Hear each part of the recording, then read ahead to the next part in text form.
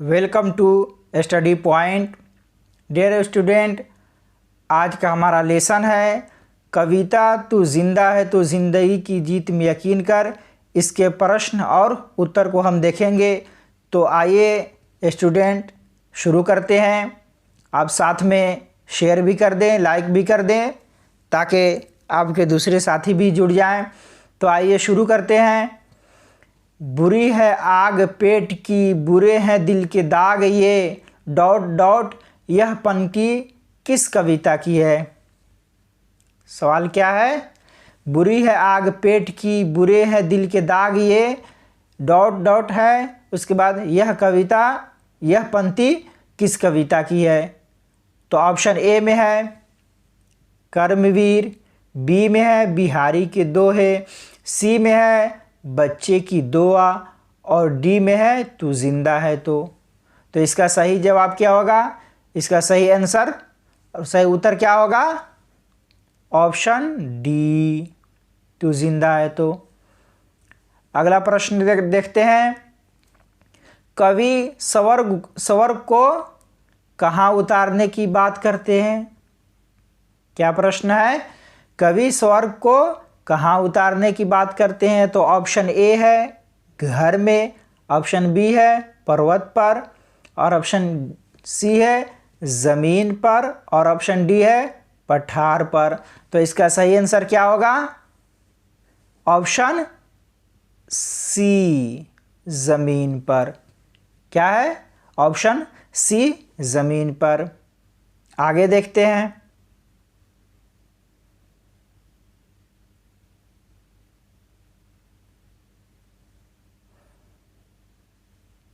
अपने दोस्तों को भी जोड़ें ताकि लाइव क्लास हो सके, ज़्यादा से ज़्यादा सब्सक्राइबर बढ़े। तो अगला प्रश्न देखते हैं। तू जिंदा है तो कविता में जीवन के किस पक्ष का वर्णन है? जो ये कविता है तू जिंदा है तो कविता में जीवन के किस पक्ष का वर्णन है?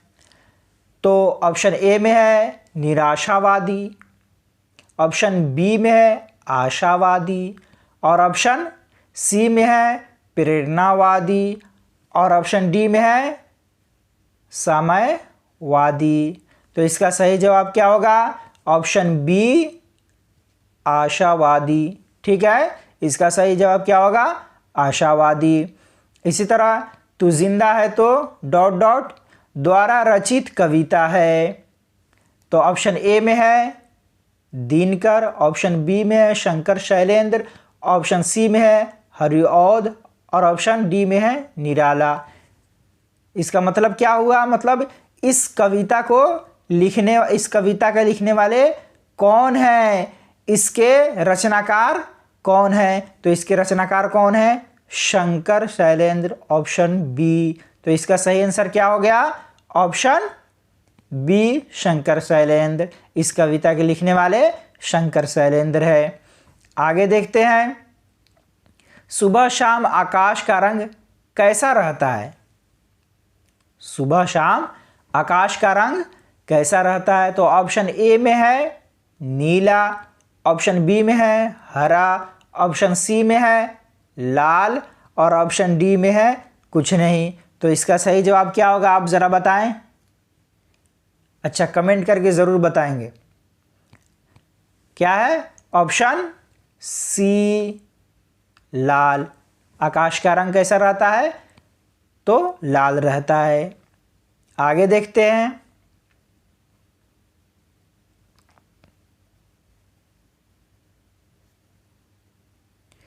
क्या सवाल है? प्रश्न क्या है? स्वराज का अर्थ है, स्वराज का अर्थ है ऑप्शन ए राज, ऑप्शन बी आज़ादी, और ऑप्शन सी परतंत्र, और ऑप्शन डी अपना राज। तो इसका सही जवाब क्या होगा?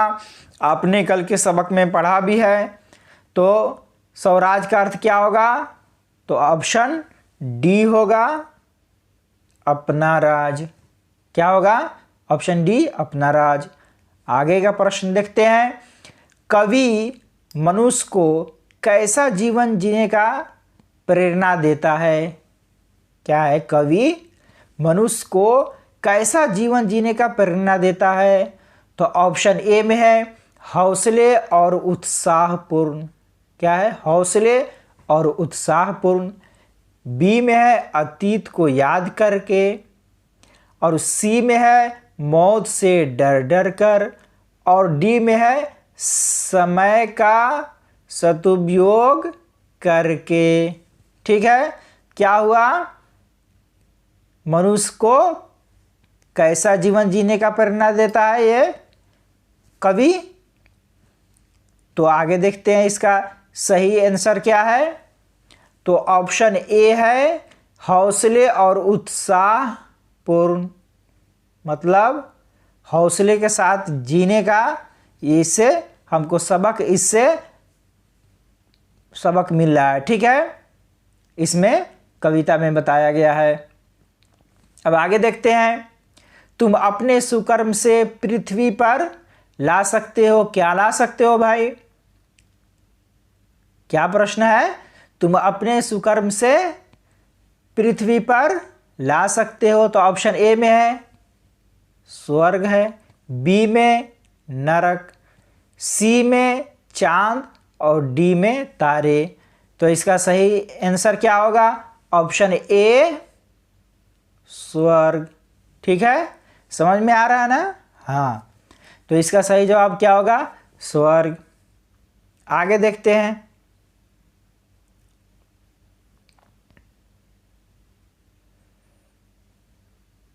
ये सब सवालात परीक्षा में आते हैं, ये सब प्रश्न, आप इसे ध्यान से सुने और समझें। तो अगला प्रश्न है, सुख दुख दोनों में एक समान रहने वाले आकाश को देखकर पृथ्वी हो जाती है। तो पृथ्वी क्या हो जाती है आकाश को देखकर? तो व्यथित, आनंदित, मूर्छित, कुछ नहीं। तो इसका सही जवाब क्या होगा? ऑप्शन बी आनंदित। ठीक है, अब अगला प्रश्न है, कैसा व्यक्ति जिंदा माना जाता है? मतलब कौन सा व्यक्ति जिंदा माना जाता है? तो देखते हैं इसमें कौन सा व्यक्ति को जिंदा माना जाता है। ऑप्शन ए में है निराशा रहित, ऑप्शन बी में है घमंडी, और ऑप्शन सी में है स्वाभिमानी, और ऑप्शन डी में है आलसी और अकर्मण्य। ठीक है, तो इसका सही जवाब क्या होगा? ऑप्शन सी स्वाभिमानी। ठीक है, अगला सवाल देखते हैं।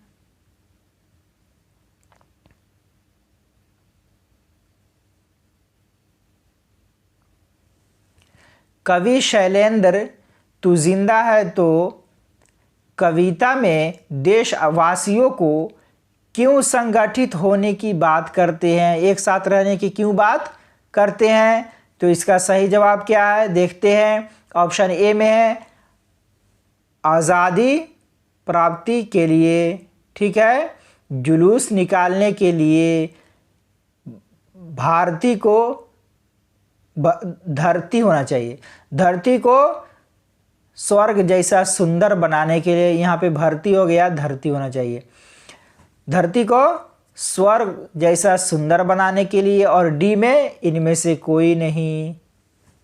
तो ऑप्शन, इसका सही जवाब क्या होगा?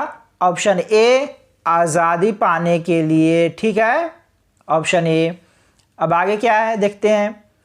तू जिंदा है तो डैश डैश कविता में किसके सर कुचल कर हम साथ चलेंगे? इस कविता में क्या कहा, किसके सर को कुचल कर साथ चलने की बात की गई है? तो इसमें क्या है? ऑप्शन ए में है सुख, ऑप्शन बी में है दुख, ऑप्शन सी में है मुसीबत, और ऑप्शन डी में है हंसी।